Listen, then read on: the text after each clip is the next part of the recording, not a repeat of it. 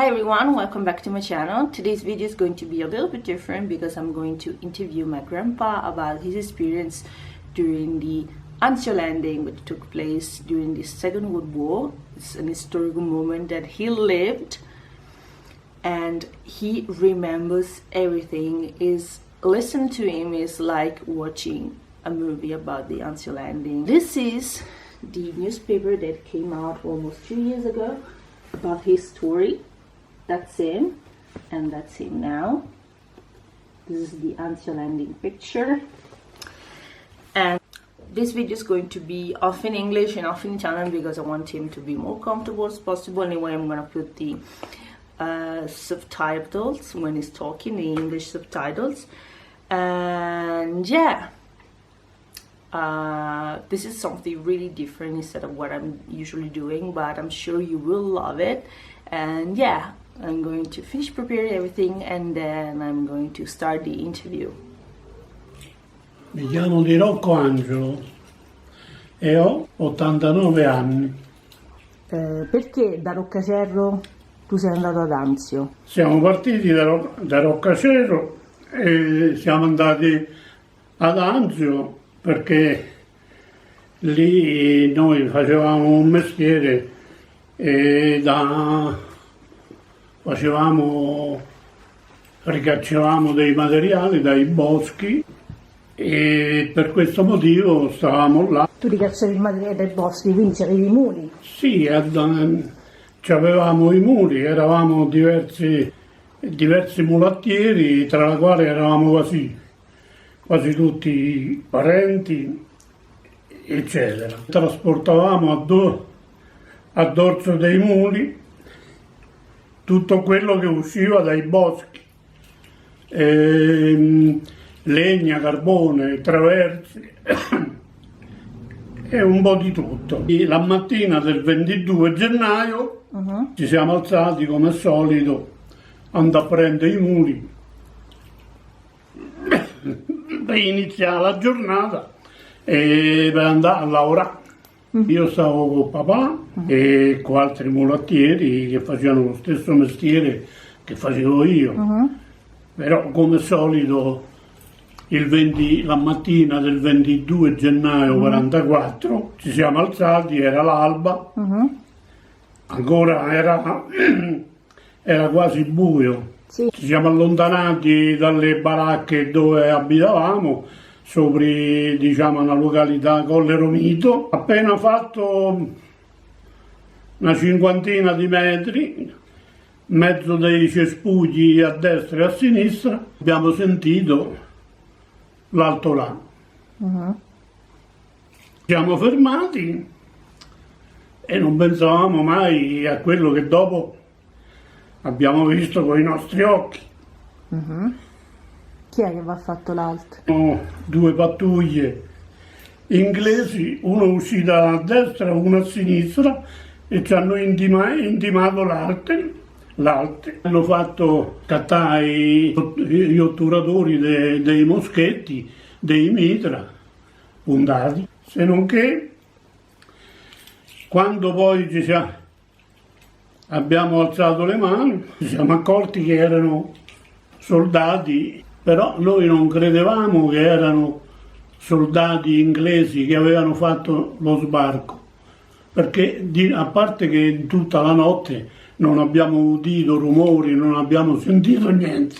A un certo punto c'era un militare inglese che parlava italiano, si è accostato a noi e ci ha detto se c'erano tedeschi. Dico, qua i tedeschi, diciamo, nella zona ci sta qualcuno che sta, difatti giorni fa siamo andati alla Cogna e lì c'era una pattuglia di tedeschi con una mitragliatrice piazzata e siccome c'erano i muli che si erano accostati vicino a dove stavano loro, a un certo punto uno di questi ha sparato e ha colpito pure un mulo, capito? E ci ha rotta una gamba A un certo punto dico, vabbè, finitelo d'ammazzare, ormai ci avete sparato e gliel'abbiamo fatto ammazzare. Ricordando bene questo episodio che c'era successo, a questo inglese che ci stava facendo delle domande, ce l'abbiamo detto, dico guarda, alla Cogna ci stanno 3-4 militari tedeschi con una contraereo piazzata e basta, altri tedeschi in giro non ci stanno. C'erano dei tedeschi che ogni tanto venivano, tiravano fuori le vacche dal bosco, le portavano nelle arature, ci sparavano, le ammazzavano e le caricavano sui camion e se lo portavano via. Certo. Però altri tedeschi, oltre a questi, non c'era nessun altro. Per parlare abbiamo passato pochi minuti, anche qualche mezz'ora, si stava schierendo l'aria e vedevamo che in mezzo al mare c'era un mare di navi e allora abbiamo visto veramente che avevano fatto lo sbarco. Dopo che noi ci abbiamo detto dove si trovava questa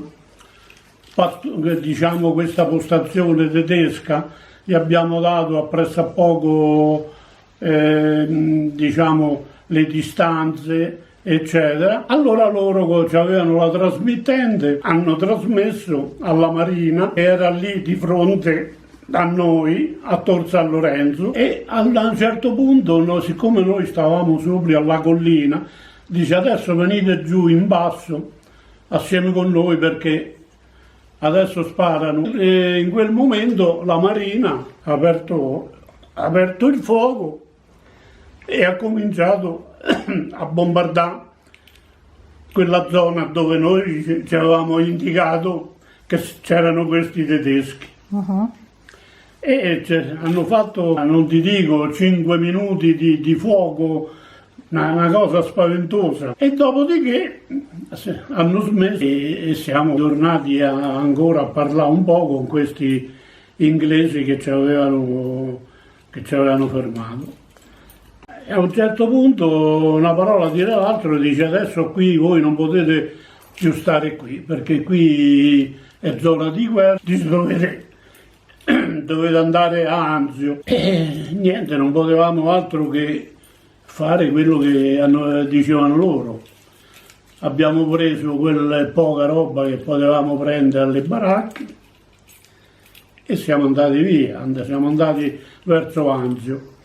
Ma siccome Anzio da lì, da dove stavamo noi, dista una quindicina di chilometri da Colle Romito, e ce n'è voluto a piedi attraverso la campagna, siamo andati a Anzio. Ma una volta arrivati a Anzio, arrivati lì verso il pomeriggio, non ti dico quello che è successo, perché tutte le artiglierie tedesche, aerei, si sono dirette tutte verso Anzio a bombardare, a mitragliare, eccetera, e diciamo che ci siamo salvati, non lo so, nemmeno io come ci siamo salvati. A un certo punto siamo trovati una buca, siamo andati dentro sta buca là, un po' riparati dalle cannonate, mitragliamenti. La guerra si svolgeva tutta al porto di Anzio in quel momento perché stavano sbarcando tutte le truppe, i mezzi eccetera,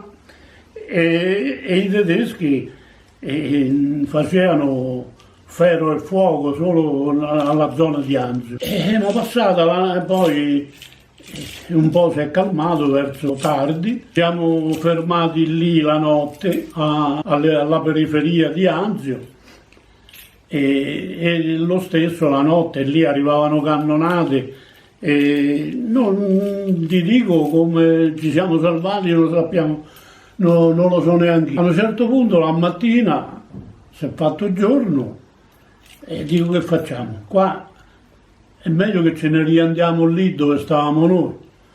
Siamo ripartiti da là, siamo andati lì a Colle Romito, siamo riandati. A Colle Romito, dove si erano dislocate tutte le linee americane e inglesi, ci siamo siccome sopra al Colle Romito dove avevamo le baracche, non ci potevamo stare lì perché lì c'era la linea proprio degli americani e degli carri armati e ormai era pieno. A un certo punto lì siamo riandati lì a Colle Romito, però sopra stavano le baracche e non ci siamo potuti riandare. E ci siamo fermati nei pressi alla parte più bassa dove c'erano tutte le trincee che già c'erano tutte gli americani e tutti i soldati appostati con le trincee eccetera. A un certo punto dico che facciamo? Se dobbiamo stare qua dobbiamo fare come i soldati. Ci siamo scavati, ci siamo armati di un po' di attrezzature, di pale e picconi e siamo scavati una grotta sotto la collina, capito? Dove lì siamo riparati per tutto il periodo della guerra, diciamo, capito? Però c'era che stando lì non è che ci portava qualcuno da mangiare, non ce l'avevamo. A un certo punto noi nei giorni successivi andavamo in mezzo ai soldati dove stavano maggiormente americani, e ci davano qualcosa, ci davano le confezioni di prima linea, quelle, capito?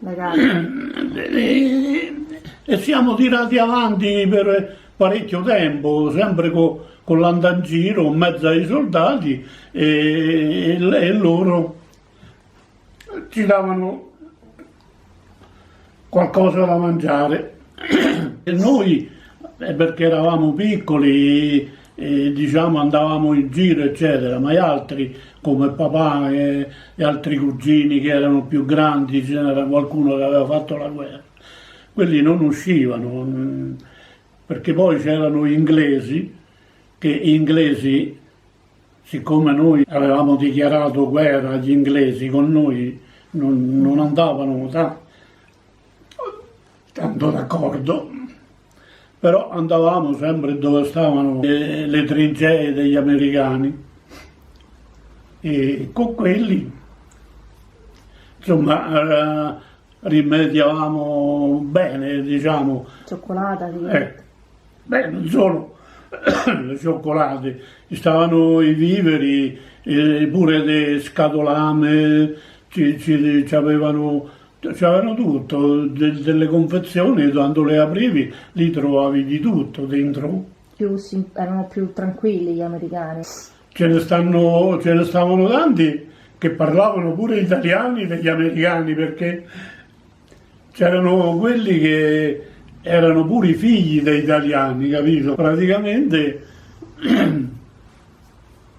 e siamo andati avanti così per parecchio tempo, ma lì il tempo non è che la guerra lì a Anzio è stata dura, lì erano tutti i giorni, passavano dalle linee che stavano più avanti di noi in prima linea, e c'erano morti, feriti, e passavano tutti lì vicino, lungo non era una strada, era diciamo una gareggiata dove sboccava giù a Tor San Lorenzo. E così da quando siamo ritornati lì a Colle Romito, e noi ragazzi piccoli, e io avevo 13 anni, andavamo in giro per immediato a mangiare, perché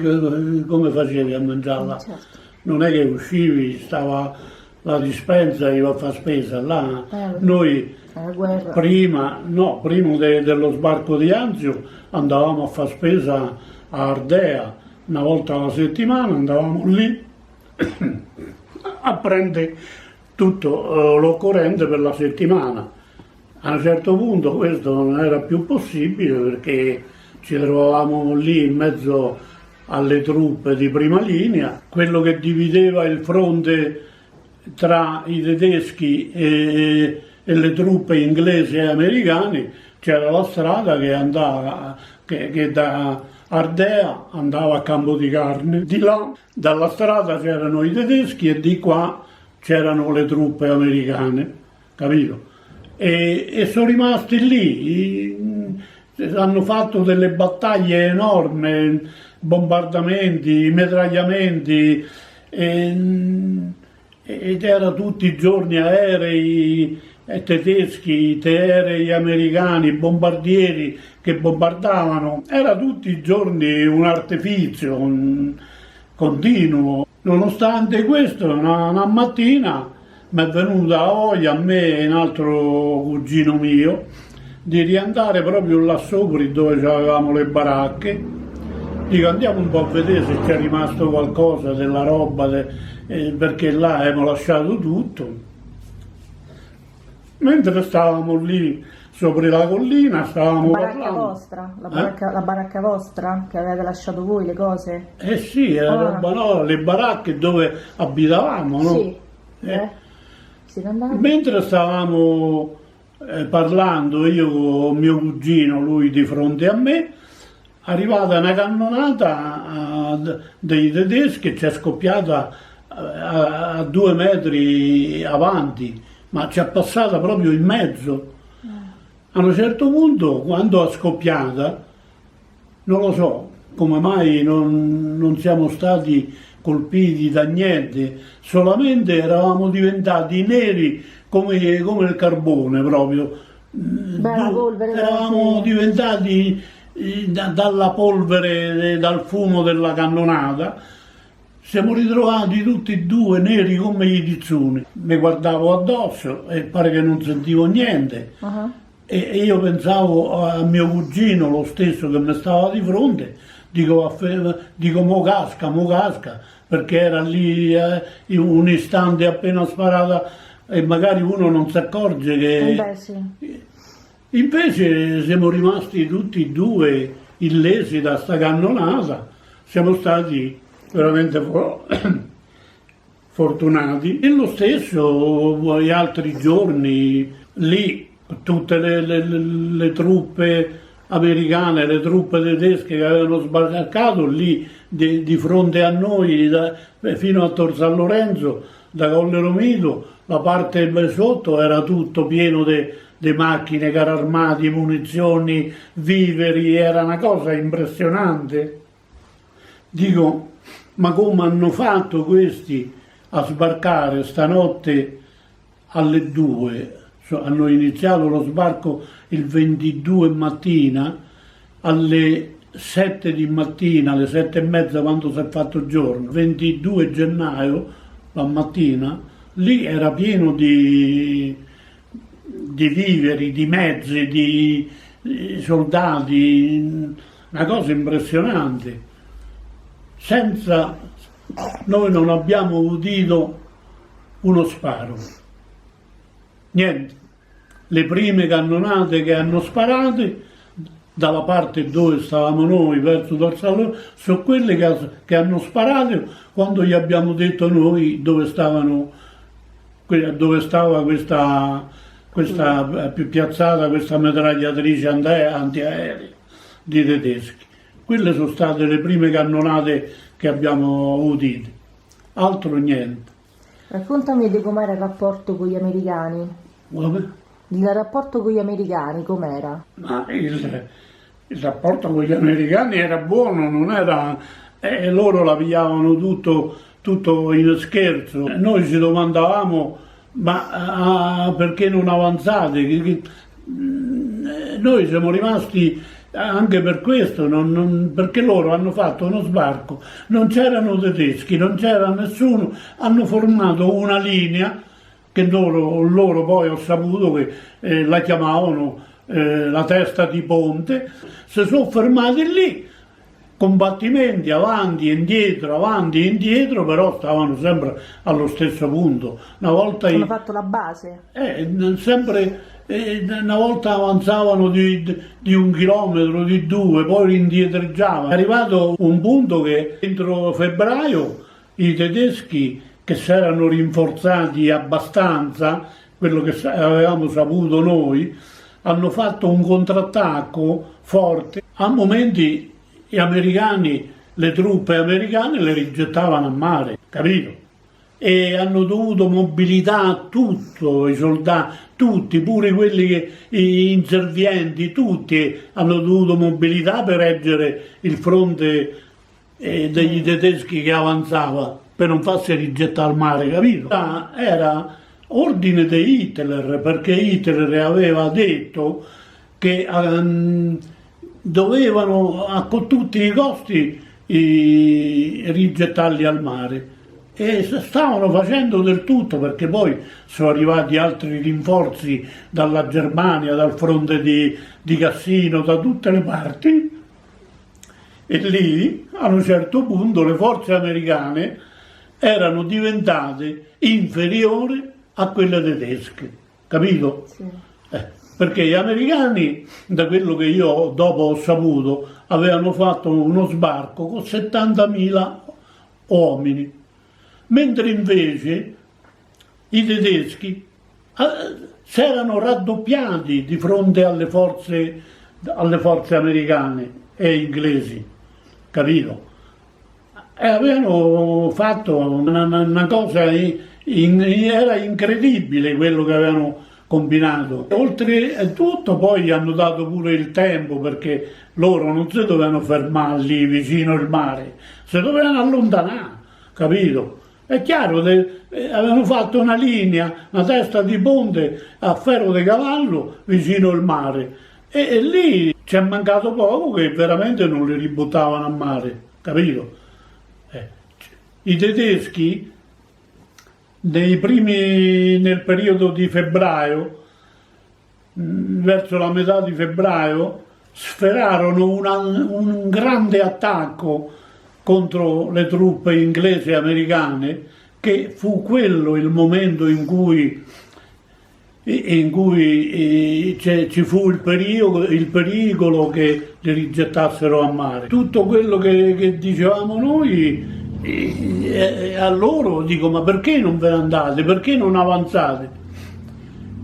Loro dicevano che non potevano avanzare perché dovevano aspettare il fronte di Cassino, che sfondassero il fronte di Cassino e andare avanti tutti quanti insieme.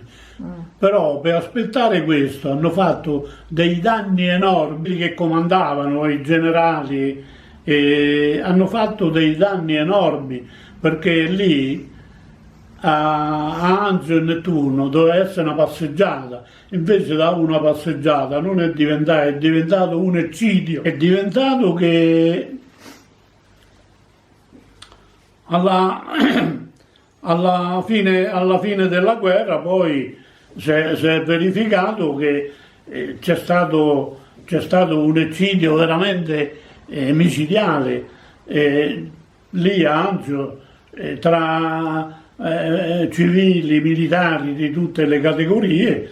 Ci sono stati 80.000 morti, e era tutti, diciamo, tutto il periodo perché poi una parte di noi, non una parte, quasi tutti, siamo stati fino a, mi ricordo, era per Pasqua, abbiamo fatto Pasqua lì a Anzio, e dopo Pasqua ci hanno portato via. È arrivato un colonnello generale americano, dice: da qui dovete sgombrare, dovete andare via. Ma dico: noi abbiamo le bestie qua, poi c'era pure una masseria che aveva le pecore, lì c'erano i pastori, pure quelli stavano lì dentro una grotta, però hanno fatto rimanere 2 di noi e gli altri ci hanno mandato via. Ha detto: dovete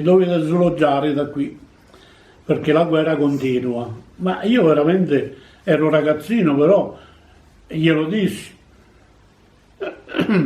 Ci dissi, dico, ma dico, io penso a questo generale, colonnello che era, ci disse, dico, ma invece di andare via voi ce ne dobbiamo andare noi. Ho detto, niente da fare, qui la guerra continua e difatti è continuata poi per parecchio tempo. Ma diciamo, nel frattempo che siamo stati lì e assieme con le truppe in prima linea stavamo noi. Noi ragazzini a quell'età non la notavamo, era come un divertimento, tutti sti aerei che arrivavano, mitragliavano, bombardavano e abbiamo passato tutto quel periodo in mezzo agli americani quasi come un divertimento. Però poi quando ti scoppiavano le bombe vicino, allora, allora la paura ci stava. Lì c'era una trincea, stavano 7-8 militari, quelli che più ricordo bene, e ci passavamo tutti i giorni davanti perché noi avevamo sta grotta un po' più sotto di loro, andavamo dagli americani dove ci avevano ospitato quasi tutti i giorni, ci andavamo a pigliare acqua, lavavamo le cose lì, gli attrezzi dove mangiavano, e mangiavamo con loro e ci davano da mangiare. La cioccolata, che cosa ti davano? Ci davano di tutto, non ho detto, c'erano delle confezioni, quelle militari, che poi c'era c'erano carni in scatola, ci stavano pure la pasta asciutta. Ho imparato pure noi come si faceva, no? Mettevamo una pentola a bollire, ci mettevamo dentro la scatola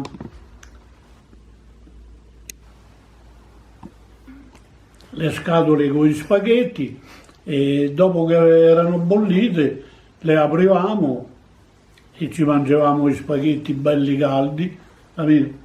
Ma no, loro si divertivano con noi, però noi pure ci divertivamo con loro. Io stavo lì che c'era una mitragliatrice piazzata e loro quando avevano mangiato, il giorno quando c'era calma, perché poi era la notte che loro andavano all'assalto e poi ritornavano perché c'erano pure una schiera di carri armati lì che andavano la notte, andavano di pattugliamento, sparavano, mitragliavano, poi ritornavano indietro. È un bel giorno che stavamo tutti quanti, che stavano tutti belli lì a riposarsi, faceva una bella giornata. Io ho visto questa mitragliatrice piazzata e non potevo resistere, pigliai.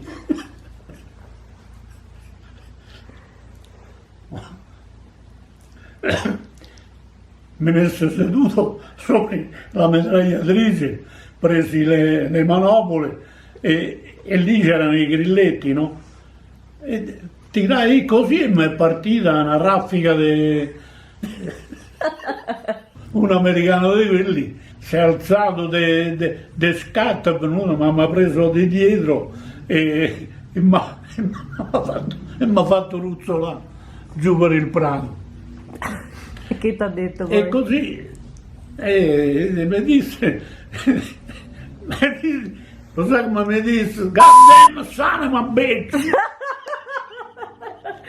Che io allora non lo sapevo che voleva dire, no? Lo so. Poi dopo me l'ha spiegato che vuol dire. E vabbè, dico bravo. Allora,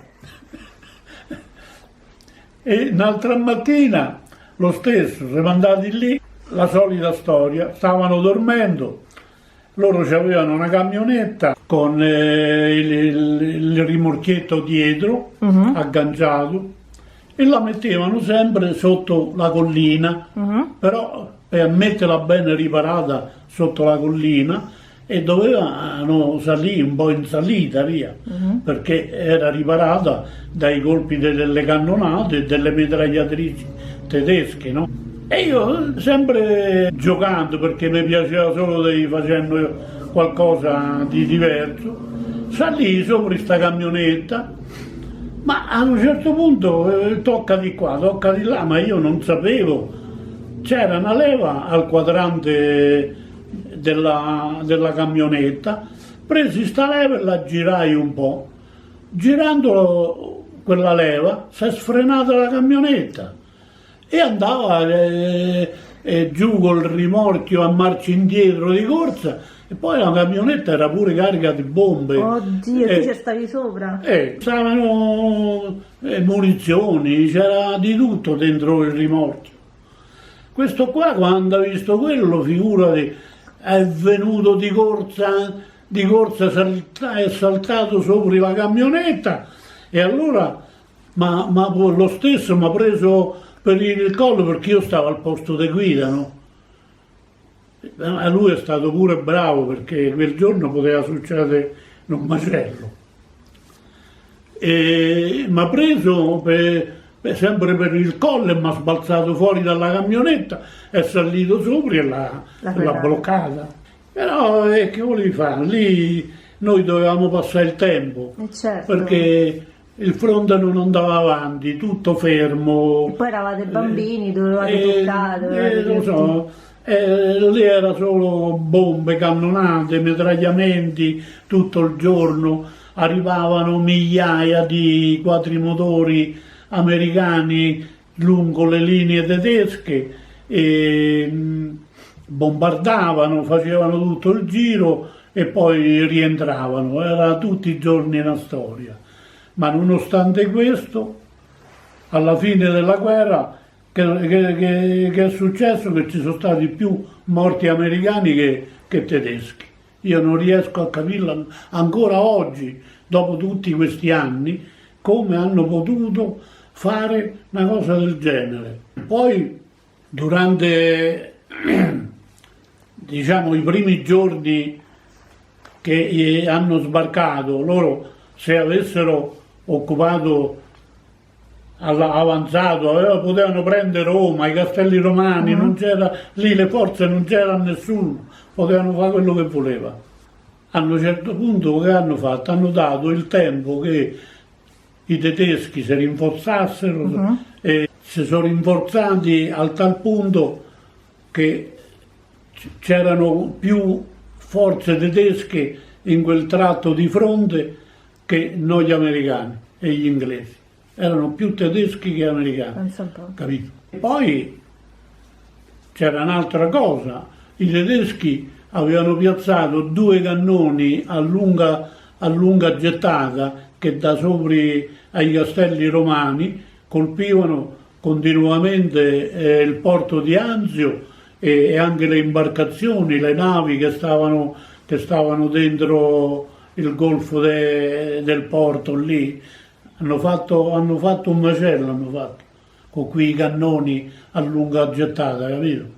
Lì c'erano 2 cannoni che avevano, mi pare che avevano c'avevano un diametro di 280 mm. Mamma mia. 280 mm erano 28 cm di diametro la bocca da fuoco. E quando arrivavano quei proiettili, che un proiettile di quello pesava 5-6 quintali, mica era uno scherzo, hanno fatto una carneficina. E dopodiché è arrivato il periodo che dovevamo andare via, ci portarono via a tutta forza, ci caricarono da lì, da dove stavamo, con un camion militare degli americani, ci portarono al porto di Anzio. E lì rimasero 2 di noi, diciamo del gruppo che stavamo lì. E volevo spiegare, perché chi vedrà questo video magari dirà: ma che facevate, che non facevate? Io gli vorrei far vedere una fotografia Tieni. no, No, ecco, questa sotto, per fargli vedere, Sì. e quello che facevamo noi, ecco, i muli con la legna, facevamo questo lavoro qui, capito? Disboscavamo, Li sboscavate? diciamo, tutti i materiali che uscivano dal bosco, legna, carbone, traverse, e la portavamo alla stazione di Campo di Carne. Ah. Beh sì, perché si poteva fare solo coi muli, giusto? E sì, si portava tutto a dorso di muli, perché allora altri mezzi non c'erano. E poi dalla stazione di Campo di Carne lì c'era il treno che caricavano sui treni questi materiali e li portavano via. E noi li portavamo dal bosco al posto di carico. Questo era il lavoro che facevamo noi, perché tanti si domandano ma che stavate a farli? Questo stavamo facendo. Siccome lì, nella zona di Anzio, Nettuno, tutte quelle zone, erano tutti boschi lì, adesso diciamo non ci stanno più, ma allora c'erano chilometri e chilometri di boschi. Se ti internavi dentro un bosco di quelli, non ne uscivi mai fuori, capito? Capito? Come da Campo de Carne fino a Anzio, Nettuno, erano tutti boschi. Lì c'era il padiglione, c'era la spadellata, così chiamati, quelle zone dove noi ci abbiamo lavorato diversi anni, che ci siamo riandati pure dopo la guerra lì a lavorare, capito? Certo. E ecco quello che facevamo noi, capito? Per la gioventù di oggi, magari vede questo video, non riesce a capire quello che facevamo. Certo. Ecco perché stavamo lì. E io stavo lì che ero finite le scuole elementari e a quei tempi bisognava, io andavo con papà e a lavorare, andavo a lavorare a quei tempi. Dopodiché ci caricarono e ci portarono al porto di Anzio. Fu un altro, a momenti rimanevamo lì perché proprio in quel momento che noi ci stavano imbarcando su una nave americana per portarci a Napoli, hanno cominciato lì a bombardare aerei americani, cannonate, insomma, non so nemmeno io come ci siamo salvati via. Da Napoli ci portarono a Santa Maria di Capua. A Santa Maria di Capua c'era un campo di concentramento dove da lì venivamo smistati tutti i civili. Un campo di sfollati? Un campo sfollati? Sì, un campo di concentramento di sfollati che venivano sempre dalla zona di Anzio Nettuno e da lì poi venivamo trasferiti un po' per ogni paese e noi ci mandarono, eravamo una ventina di quelli che ci portarono a Casoria. A Casoria siamo stati lì fino a quando poi non hanno avanzato e hanno liberato, diciamo, Roma e un po' di tutto. Quando noi abbiamo saputo che avevano sfondato il fronte di Cassino e avevano avanzato e avevano preso anche la zona nostra, la zona di Tagliacozzo e Roccacero, perché noi, diciamo, sì. è una frazione di Tagliacozzo, Sì. eravamo di Roccacero. E siamo andati, una volta saputo che queste zone erano state liberate, siamo andati al comando americano per dirgli se ci riportavano a casa e invece niente da fare, ha detto questo se avviene tra mesi, non adesso. E allora che se noi siamo andati lì a dove abitavamo a Casoria, abbiamo preso quei 4 stracci che avevamo e ci siamo incamminati a piedi e siamo ritornati a Tagliacozzo a piedi. Mamma Capito? mia, quanto ci avete impiegato? Però è chiaro che venire a Tagliacozzo a piedi non è che era una passeggiata, ci sono voluti 4 giorni e ogni giorno facevamo 40-50 km al giorno. E il fatto era quello che non avevamo manco da mangiare, niente. Diciamo che da Napoli, da Casoria per venire a Roccacero non avevamo niente da mangiare. Abbiamo tirato abbiamo tirato la cinta per 4 giorni Mhm. solo da bere, da bere lo trovavamo, ma da mangiare chi te lo dava? Certo. A un certo punto, quando siamo arrivati a Roccacero, eravamo belli che sfiniti, Certo. sia di fame e di stanchezza, però ce l'abbiamo fatta. E questo è l'importante, sì. Eh? E questo è l'importante, che comunque siete sopravvissuti nonostante tutto. Beh, è chiaro, l'abbiamo passata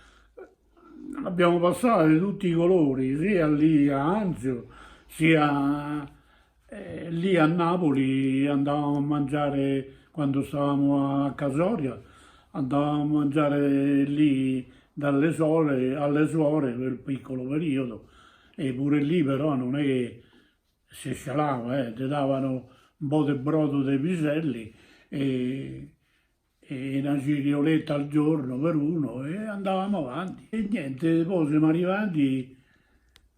arrivati a Roccacero, dove a Roccacero c'era rimasta mamma con altri 2 o 3 fratelli più piccoli e ci siamo rincontrati sani e salvi tutti quanti. E siamo passato questa odissea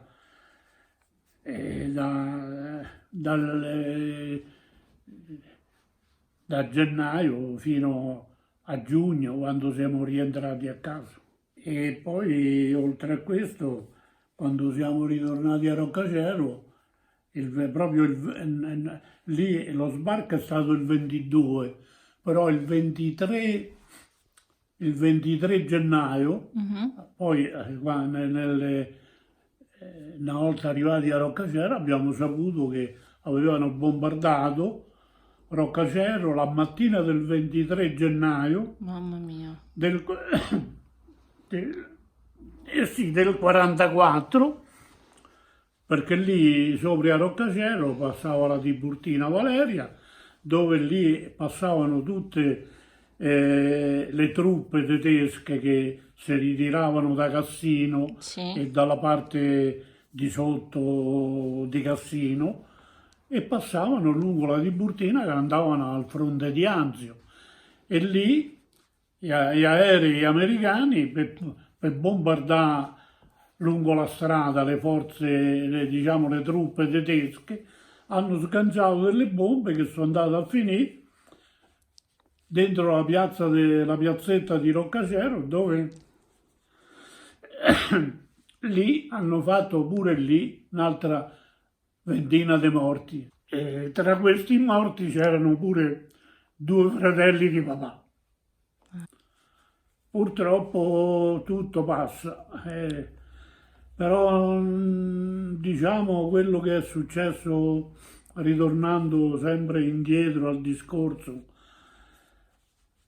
quello che è successo a Anzio non doveva succedere, perché c'è stato un grande errore, un grande errore da parte di quelli che hanno deciso fare lo sbarco lì. Io lo dico adesso perché già da allora, quando stavamo lì a Anzio, ma dico perché questi non avanzano? Ma perché stanno qui? Ce lo domandavamo tutti i giorni, capito? Le forze tedesche non c'era nessuno lì quando hanno fatto lo sbarco. E voi gliel'avevate C'era, detto agli no, americani? c'erano, che ti devo dire, in lungo la zona di Anzio, Nettuneo, ma ci saranno stati 50 soldati tedeschi. Non era quello che poteva reggere un fronte. Gli hanno dato, diciamo, il tempo di rinforzarsi al punto che le forze tedesche erano superiori a quelle forze americane e inglesi che stavano tenendo la testa di punta di Anzio. Perciò questo assolutamente non doveva succedere, capito? Certo. Se avessero studiato un po' meglio la cosa, capito? Non si dovevano fermare lì vicino, perché loro dal mare stavano a 4-5 chilometri, capito? Dovevano allargarsi, camminare di più, allontanarsi, capito? Dalla zona, da Anzio, Certo. capito? E invece non l'hanno fatto, non l'hanno fatto. Io purtroppo, dopo tutti questi anni che sono trascorsi dalla guerra, sono 3 anni che vado Una a, rievocazione. sì, alla cosa, alla ricorrenza dello sbarco di Anzio. Prima non ho avuto mai tempo di andarci perché per lavoro, per cose, eccetera. Però adesso mo sono 3 anni che vado lì alla ricorrenza dello sbarco di Anzio. E lì la ricorrenza sicuramente la faranno per tutta la vita, perché è, sta- è stata una cosa, non è stata una cosa un po' superficiale, è una cosa che, diciamo è stata molto grave per quello che è successo. E ecco perché la ricorrenza non finirà mai dello sbarco di Anzio. Certo. E io sono andato l'anno scorso, non quest'anno perché quest'anno non l'ho visto, il sindaco, però l'anno scorso ho parlato pure con il sindaco di Anzio, che abbiamo fatto una chiacchierata lì davanti dove stavano facendo, diciamo, dove c'era tutta diciamo, le- come si chiamano? I carri armati, sta roba qua. No, no, dove ci stavano le rappresentanze, no? C'erano le rappresentanze americane, e il corpo diplomático americano, inglese,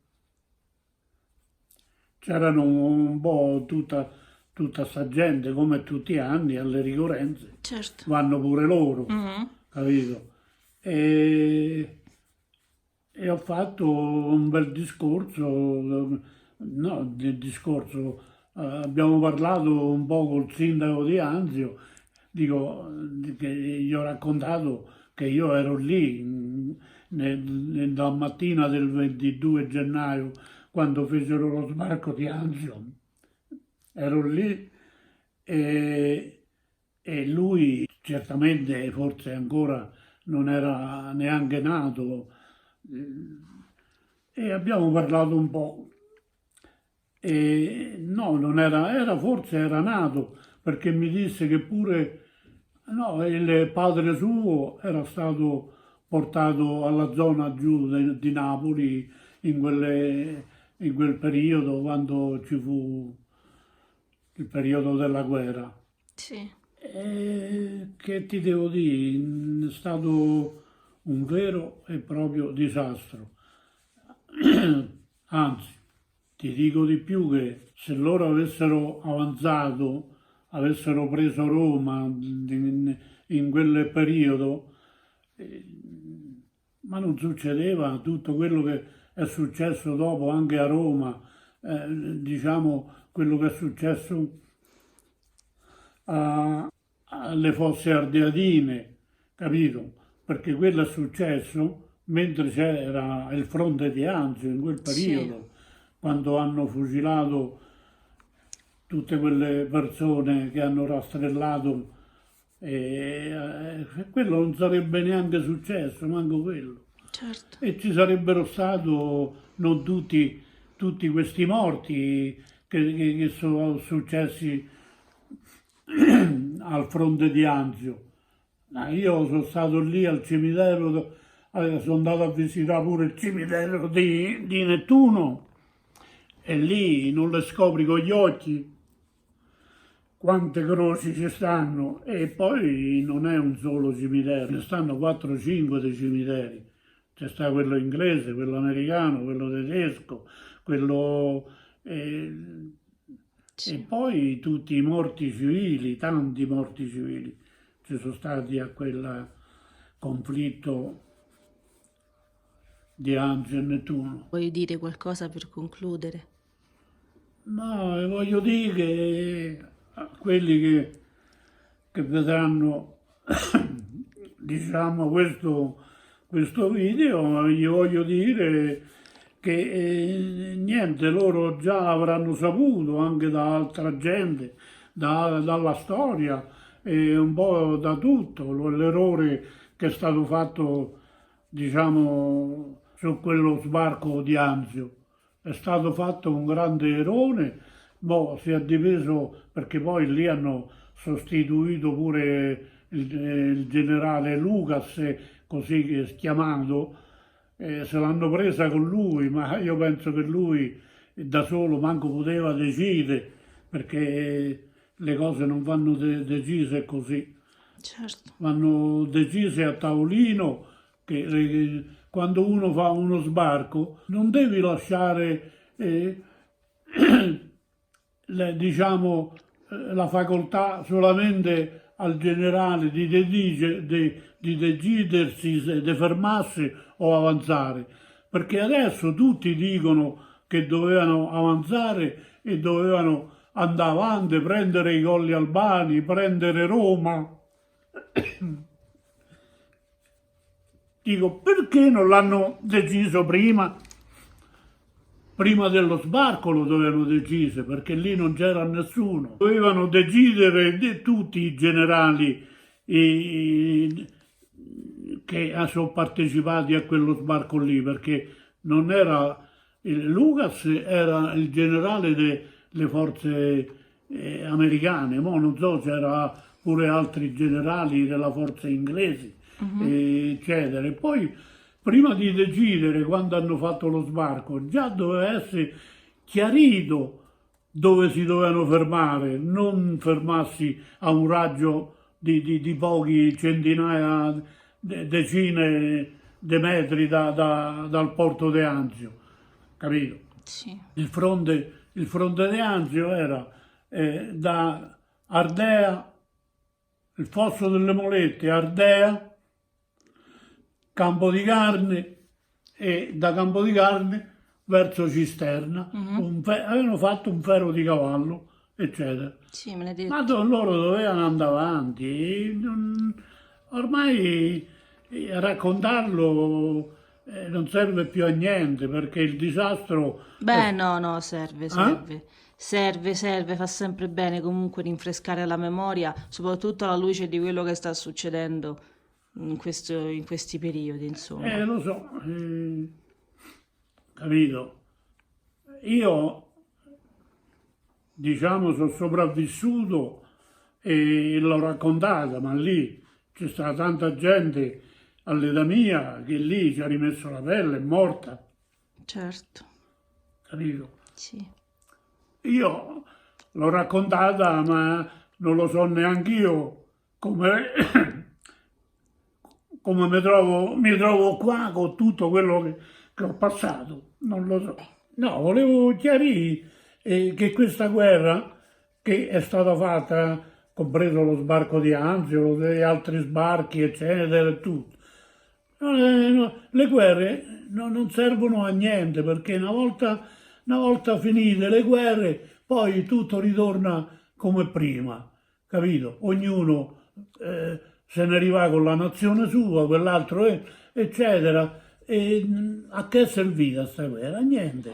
I tedeschi, i tedeschi che hanno fatto veramente la carneficina, sia quello che hanno combinato agli ebrei, quello che hanno combinato ai civili, fucilazioni per quattro, non so, per quattro partigiani che hanno fatto hanno buttato qualche bomba e hanno poi fatto rastrellamenti. Ogni persona che ammazzavano, ogni tedesco che ammazzavano, 10 italiani.